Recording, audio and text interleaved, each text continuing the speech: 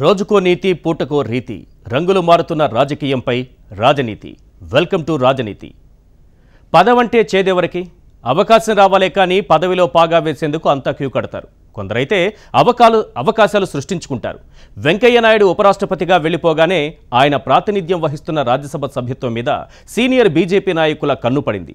ఎలాగైనా సరే ఎగరేసుకుపోవాలని ఎవరికి వారే పోటాపోటీగా ప్రయత్నాలు ప్రారంభించారు. మరి వెంకయ్య నాయుడు స్థానాన్ని ఆంధ్ర లీడర్తో భర్తీ చేస్తారా లేక తెలంగాణ నాయకుడికి అవకాశం కల్పిస్తారా అన్నది రాజకీయ వర్గాల్లో ఆసక్తి రేపుతోంది.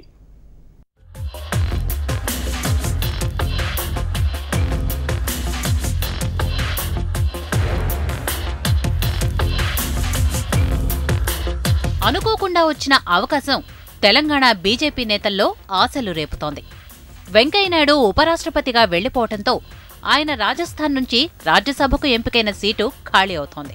దీంతో అదే సీటు ద్వారా రాజ్యసభకు వెళ్లి అక్కడ అధ్యక్ష అనేందుకు బీజేపీ సీనియర్ నేతలు తహతహలాడుతున్నారు. వెంకయ్యనాయుడుకు ఉన్న అపారమైన రాజకీయ అనుభవం, దశాబ్దాల సీనియారిటీతో తెలుగువాడిగా ఆయనకు అక్కడ్నుంచి రాజ్యసభ సీటు దక్కింది. అయితే ఇప్పుడు ఆ స్థానాన్ని మళ్లీ తెలుగు రాష్ట్రాల్లోని నాయకులకే ఎవరికో ఒకరికి ఇస్తారని బీజేపీ నేతలు నమ్ముతున్నారు. దీంతో పార్టీలో సీనియర్లంతా హైకమాండ్ దగ్గర ఎవరికి వారే ప్రయత్నాలు చేసుకుంటున్నట్లు విశ్వసనీయ సమాచారం. వెంకయ్యనాయుడు ఖాళీ చేసే రాజ్యసభ సీటును తెలంగాణకు కేటాయించాలని ఆ ప్రాంత నేతలు హైకమాండ్ను కోరుతున్నట్లు సమాచారం. ఈ మేరకు బీజేపీ జాతీయ ప్రధాన కార్యదర్శిగా ఉన్న మురళీధర్రావు తీవ్ర ప్రయత్నాలు చేస్తున్నట్లు ప్రచారం సాగుతోంది. ఆయనతో పాటు పార్టీలో మరో సీనియర్ నాయకుడు పేరాల చంద్రశేఖరరావు సైతం తనకున్న సంబంధాలతో జాతీయ స్థాయిలో పావులు కదుపుతున్నట్లు తెలుస్తోంది. రాజ్యసభ సీటు తెలంగాణకిస్తే మాత్రం తనకే అవకాశమివ్వాలని ఆయన సంఘ పరివార్ పెద్దల ద్వారా ఒత్తిడి తెస్తున్నట్లు పార్టీలో చర్చ కొనసాగుతోంది.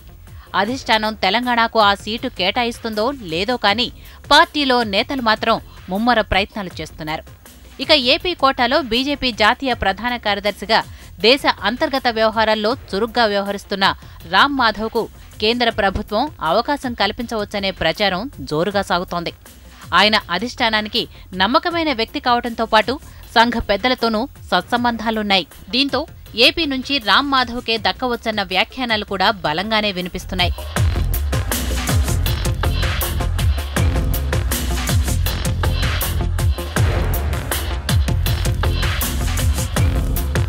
వీరి ప్రయత్నాలు ఇలా ఉంటే తెలంగాణ నుంచి మరో నేత వెదిరే శ్రీరామ్ కూడా తీవ్ర ప్రయత్నాలు చేస్తున్నట్లు సమాచారం. ఆయన రాష్ట్రంలో యాక్టివ్ కాకపోయినా రాజస్థాన్ ప్రభుత్వానికి సాగునీటి రంగ సలహాదారుడిగా ముఖ్య బాధ్యతల్లో పనిచేస్తున్నారు. ఆయన సూచనలే కొన్ని తెలంగాణ సర్కార్ కూడా అమలుకు స్వీకరించడం విశేషం.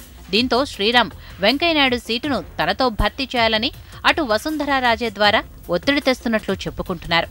దీంతో తెలంగాణ నుంచి వెదిరే శ్రీరామ్ కూడా అవకాశాలు మెరుగ్గానే ఉన్నాయన్న వ్యాఖ్యానాలు బీజేపీలో వినిపిస్తున్నాయి.